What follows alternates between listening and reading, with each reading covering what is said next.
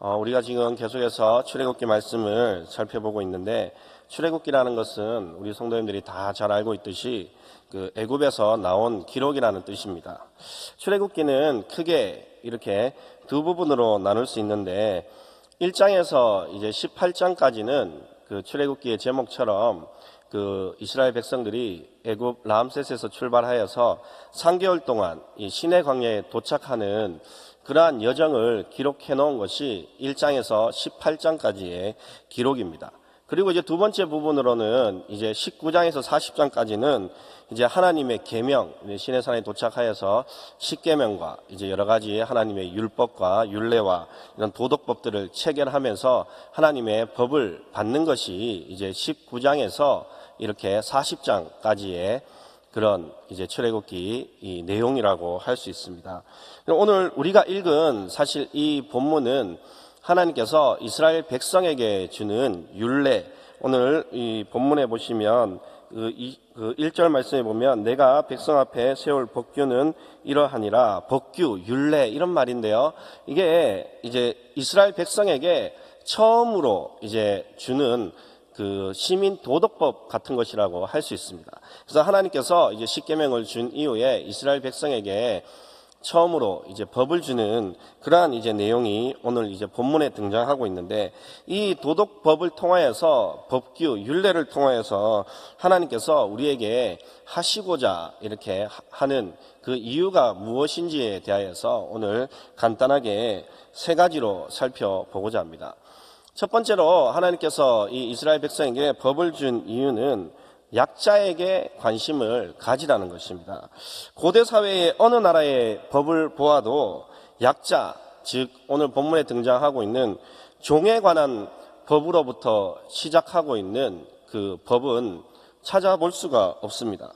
하나님의 법만이 이 종에 관한, 종의 해방에 관한, 종을 다스리는 그런 방법에 관한 그러한 것들로 시작하고 있다는 것이죠. 앞에서 제가 잠시 설명드렸듯이 고대 사회의 어느 나라, 어느 법전을 찾아보아도 이러한 법으로부터 시작하는 법전은 없다라는 것입니다. 이것이 무엇을 의미하고 있습니까? 우리 하나님께서는 약자에게 관심을 가지고 있다라는 것입니다. 그리고 결국 그리스도인만이, 저와 여기 앉아 계신 우리 성도님들만이 결국에는 약자를 도울 수밖에 없다라는 그러한 결론을 가질 수밖에 없습니다. 사랑하는 성도 여러분, 제가 예전에도 한번 말씀드린 기억이 있는데요. 우리는 결국 약자에게 관심을 가져야 하는데, 그러나 우리의 최대의 관심은 누구입니까? 바로 나 자신이라는 것이죠.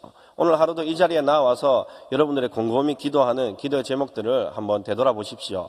제가 이것을 일반화할 수는 없지만 대부분이 나로부터 시작하고, 오늘 하나님 하루 나 잘 살게 해주시고, 하나님 나 주변에 내 자녀들, 나와 관련된 모든 것들이 나와 관련된 기도의 제목들, 내가 잘 살고 잘 먹는 그러한 모든 관심이 나에게 집중되어 있을 확률이 굉장히 많이 있습니다. 그러나 오늘 본문을 통해서 우리가 알아야 될 것은, 그리스도인들의 관심은 나도 있지만은 나뿐만 아니라 사회적 약자에게 관심을 가져야 한다는 것입니다. 오늘 이 법을 통해서 사회적 약자에게 관심을 가지시는 성도 여러분들 되시기를 축복합니다. 그리고 두 번째로 이 법을 통해서 우리가 알 수 있는 것이 무엇입니까? 바로 하나님의 법에 진정한 자유가 있다는 것입니다. 인류는 지금까지 인류 역사가 시작된 이후에 그 추구해온 것이 한 가지 있습니다. 그 추구해온 것 가치라고 할까요? 그 한 가지가 무엇이냐면 그것은 자유입니다. 자유를 추구해왔습니다. 그래서 여기에도 보면 종과 노예가 있죠. 그러나 지금 오늘날 시대에는 이제 자유를 추구하면서 여기까지 인류가 발전해 오면서 이제 종과 노예의 개념은 많이 사라졌습니다. 그리고 고대 사회에는 남자와 여자의 차이가 분명하게 있었습니다.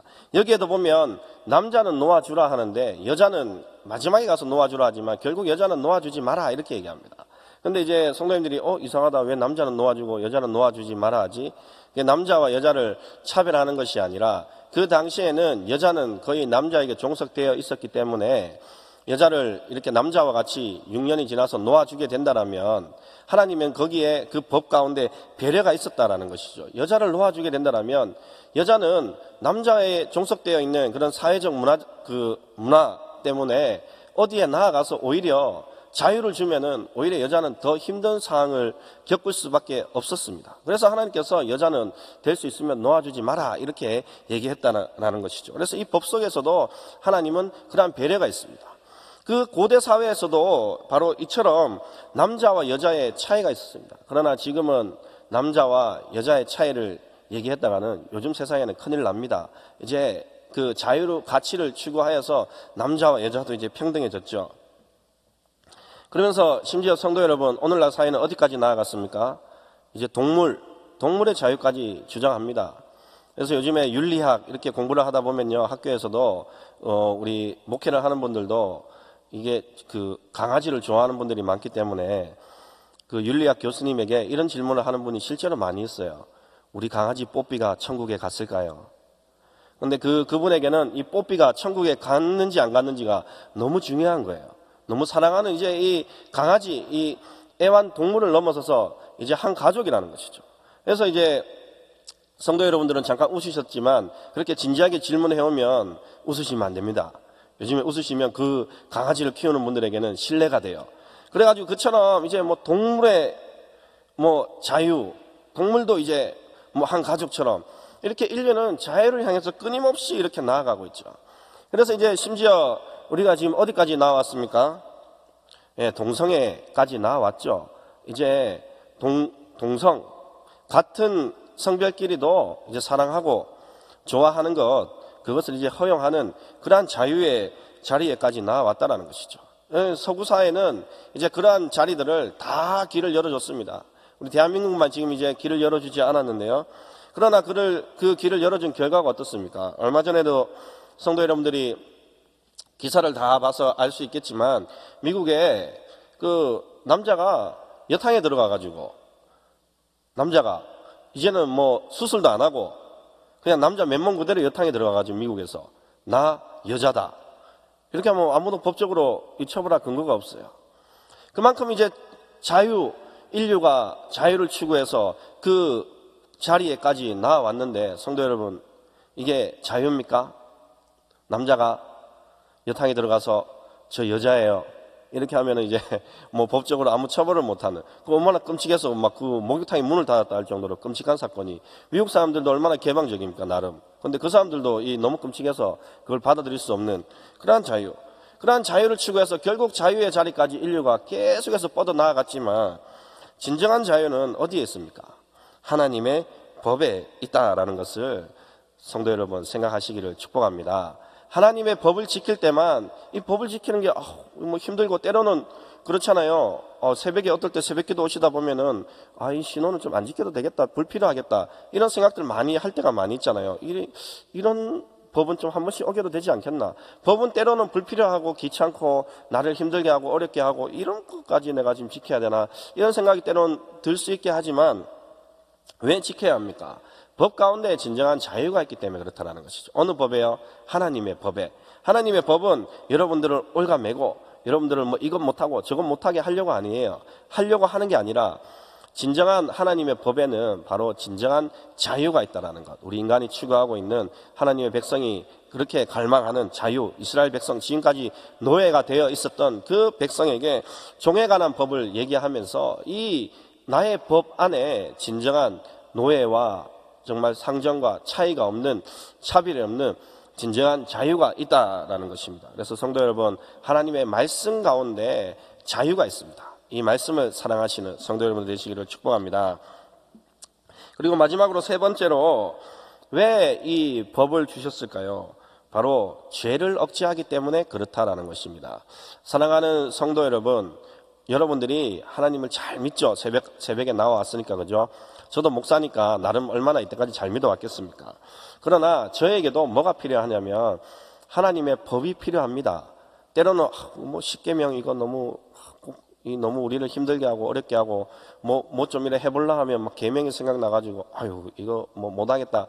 근데 이제 이게 바로 우리가 이 지을 수 있는 죄를 억제하는 그러한 이 기능을 율법이 하고 있다라는 것입니다. 성도 여러분, 저는 한 두 가지 간단한 사건을 통하여서 사람은 풀어주면 풀어줄수록 게을러지고 나태하고 오히려 배려를 하면 배려할수록 점점 많은 것을 요구하는 게 사람이라는 것을 제가 느낀 적이 있습니다. 제가 고등학교 때요, 국어 선생님이 이런 얘기를 했습니다. 학생들 많이 피곤하니까 내 수업 시간에는 만화책을 읽든지 신문을 읽든지 내가 그런 거 다 허용하겠다. 그러니까 그런 거 자유롭게 해라. 그러니까 그때 반 학생이 50명 정도 됐는데요. 나중에 그 50명이 다 국어책을 안 가져오고 만화책을 보든지 신문을 보든지 그렇게 해서 선생님이 도저히 안 되니까 자기가 말한 그 제도, 뭐 법이라면 법, 그것을 나중에는 결국 폐지시켰습니다. 사람이라는 게 그런 거예요. 배려하고 너무 국어 수업이 힘들면 만화책도 좀 보고 신문도 봐도 된다. 결국 폐지시켰다는 것이죠. 얼마 전에 저희 교회에 온 그 임창호 교수님, 제가 학교 다닐 때 그 교수님 수업 들었는데요. 그 교수님도 얼마나 이 젠틀하신지 그 영도에서 이제 1교시 수업이었어요. 그 교수님 수업이. 그러니까 이제 그 교수님이 이렇게 얘기했습니다. 부산 각처에서 오시는 학생 여러분 얼마나 많이 힘듭니까? 영도까지 오전 9시에 오려고 하면 그러니까 막 학생들이 감동을 막 받습니다. 이야, 우리 교수님 정말 너무 멋있다. 그러니까 제 수업은 1교시 끝나기 전에만 오면 됩니다. 그러면 지각 처리 안 하겠습니다. 이렇게 했어요. 그러니까 1교시 시작부터 이제 학생들이 텅텅 비어가지고 다 학생들이 언제 오냐면 1교시 끝나기 9시 50분 전에 거의 다 들어옵니다. 그거 어떻게 했을까요? 교수님도 이제 그 좋은 그 제도를 다 폐지시키고 1교시까지 이제 다 와라. 저는 이 두 가지 사건을 통하여서 사람은 좋은 거잖아요. 배려해주고 얼마나 좋습니까? 부산에서 멀리서 여기 뭐 화명동에서 오는 사람은 거의 2시간, 3시간 걸려서 영도까지 가야 되는데 그 9시 50분까지 내가 배려해주겠다. 그런 사람들에게 좋은 건데 그러나 그것을 이용하지 않아도 되는 그 영도에 사는 친구들이 그 친구들도 9시 50분까지 오고 이렇게 사람은 배려를 하고 풀어줄수록 더 많은 것을 요구하더라는 것이죠. 그래서 하나님은 사전에 이러한 인간의 죄악된 본성, 죄된 본성을 알기 때문에 사전에 차단하시고 이러한 법들을 주셨다라는 것입니다. 그래서 사랑하는 성도 여러분, 하나님의 법이 때로는 왜 이런 것까지 세세하게 이렇게 주시고 나를 이렇게 힘들게 하고 어렵게 하나, 그런 게 아닙니다. 이 법으로 말미암아 저와 여러분들이 죄를 짓지 않게 된다라는 것입니다. 그래서 이 하나님의 법을 사랑해야 됩니다. 하나님의 법을 사랑하고 지키려고 노력하고 그것이 이 죄악으로부터 나를 보호하게 된다는 것이죠. 그래서 성도 여러분, 오늘 하나님께서 이 첫 번째로 우리에게 이 사람에게 주시는 이 법을 주신 이유가 바로 앞에서 말씀드렸듯이 사회적 약자에게 관심을 가지고, 그리고 하나님의 법이 진정한 우리에게 자유를 주고, 그리고 하나님의 법이 우리의 죄악을 억제시킨다는 것을 꼭 기억하시고 하나님의 법을 사랑하시는 우리 모든 포도원교회 성도 여러분들 되시기를 간절히 축복합니다. 기도하겠습니다. 하나님 아버지, 은혜와 사랑을 감사합니다. 우리에게 하나님의 법을 주시고 하나님의 법으로 말미암아 오늘 하루를 살아가면서 사회적 약자에게 관심을 보이고, 또한 우리에게 하나님의 법으로 말미암아 자유를 주시고 또한 죄를 억제시킬 수 있는 그러한 능력을 주신 것에 감사를 드립니다. 하나님, 오늘 하루도 하나님의 법과 말씀을 사랑하는 우리 성도님들 될 수 있도록 하나님 은혜를 다하여 주시옵소서. 하나님, 이 시대에 우리 포도원교회가 남다르고 특별하게 쓰임받는 귀한 교회 될 수 있도록 은혜를 다하여 주시고, 귀하신 담임 목사님 영육간에 강건함으로 붙들어 주셔서 하나님 사역하시는 데에 영육간에 항상 붙들어 주셔서 부족함이 없도록 우리 담임 목사님 이 시대에 하나님께서 귀하게 사용하시는 목사님으로 쓰임받게 하여 주시옵소서. 하나님 아버지, 또한 우리 귀한 성도님들 이 시간 가운데 하나님 앞에 나아올 때에 귀한 예물을 올려드립니다. 이 예물이 쓰이는 곳곳마다 하나님의 나라가 확장되고 교회가 확장되는 역사가 있게 하여 주시고, 이 예물을 바치는 손길마다 소원마다 하나님 역사하여 주시고 응답하여 주셔서 하나님 우리 귀한 성도님들의 이 예물을 통하여서 하나님 영광 받아 주시옵소서. 감사를 드리며 이 모든 말씀 예수님 이름으로 기도합니다. 아멘.